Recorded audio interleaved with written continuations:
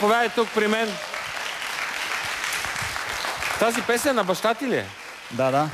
А колко пъти си я слушал преди да изпееш? Заповядай. Ами, много. Така ли ми се струва само на мен, но гласът ти много прилича на бащиния глас? Ами, приличат си двата гласа много. Аз правя всичко възможно да изкарам нещо... Неговия, като че е по-мек. Неговия е много по-мек, да. Да, по-мек, това е малко по-така остричко си. Моя е по-грубичък. Като тембър много си прилича. Да, това е от хеви метала малко. От хеви метал. Професионално увреждане. Как се сблъсква народната песен с хеви метала, с рока? В тебе? Те не се сблъскват изобщо. Те просто са си две неща, които върват паралелно. Значи, аз много пъти съм казал, изпадам в такива едни различни душевни състояния. Когато пея рок, съм един човек. Когато пея народна музика, съм друг човек. Каква е разликата в това, което чувстваш? Какво те вълнува, когато пееш народна песен, когато пееш рок? Ако мога така да се изразя образно, народната музика ми е голямата любов, докато пък хеви метал ми е голямата страст. Значи едното ми е жена, другото ми е любовница. Аха, ето е ясно на къде ще ти избива повече. Те нещата са ясни. Не, то е за майтап. Да, тръгнал си обаче от Севлиево. Да, малкият град. град Севлиево, да, родния ми град. Ходиш ли често там? Ами ходя всяко лято, като си идвам.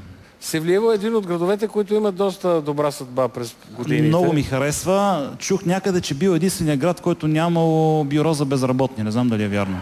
Ами доскоро нямаше. Лошото е, че сега напоследък чух, че и там се е появило някакво бюро. Не знам за колко човека, но по принцип винаги се славил като град, където няма безработица. В момента ти къде живееш? Ами аз живея на юг от Милано, между Павия и Лоди, в едно малко село. Какво правиш там? Ами работя от понеделник до петък в една фирма, която произвежда електрически мотори. И съм в офиса като служител. Пиша документи, говоря по телефона. Каква е разликата между това градче, как го каза? Магерно. Магерно. Каква е разликата между Магерно и Севлиево? Ами сега, Магерно е на малко село. Съвсем малко селце с 1600 жители. То е съвсем малко село. Но е много спокойно. Няма никакъв шум. Въздухът е чист. И това е. Аз много обичам природата. Това ли е твоята мечта? Да живееш в едно малко италианско село? Ами аз винаги съм казвал, че като се прибера в България, когато му дойде времето, ще отида да живея някъде на спокойствие. Или в Севлиево, или в селото на майка ми, което е Бериево, на 20 км от Севлиево. А в Италия пееш ли? Пея, да. Какво пееш там повече? Там пея хеви метал. Само? Само хеви метал, да. Работя с две групи, свириме по клубове. Значи с едната правиме трибут на Black Sabbath. Но те не са българи, твоите колеги? Не, те са италианци. Те са италианци. Аз съм ги водил и тук, между другото. Така ли? Да, да. И как те възприемат италианците, тая нация, която е пееща нация? Ами сега България е държавата, в която има най-много рок събития на глава от населението и това нещо много им харесва. Те идват, пускат радиото и звучи някакво парче рок. Да. Пускат друго радио, пак някакво парче рок. В Италия няма ли рок събития? Има, но там на концерта на AC/DC при 65 милиона души имаше 15 хиляди, докато тук при 7 90. милиона 60 или колко са били. 70 хиляди поне.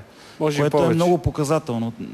Даже един приятел се шокира от това нещо. И сега понеже пише тук на ръката ти, пише рок-н-рол, нали? Да, да. А тук пише Damnation.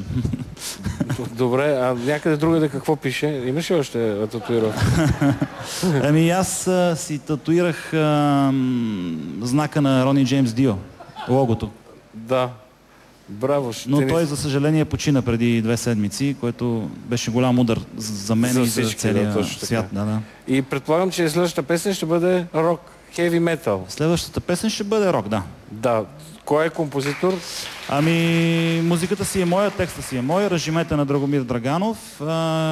Издадохме на диск. Аз, между другото, съм донесъл подаръци тук.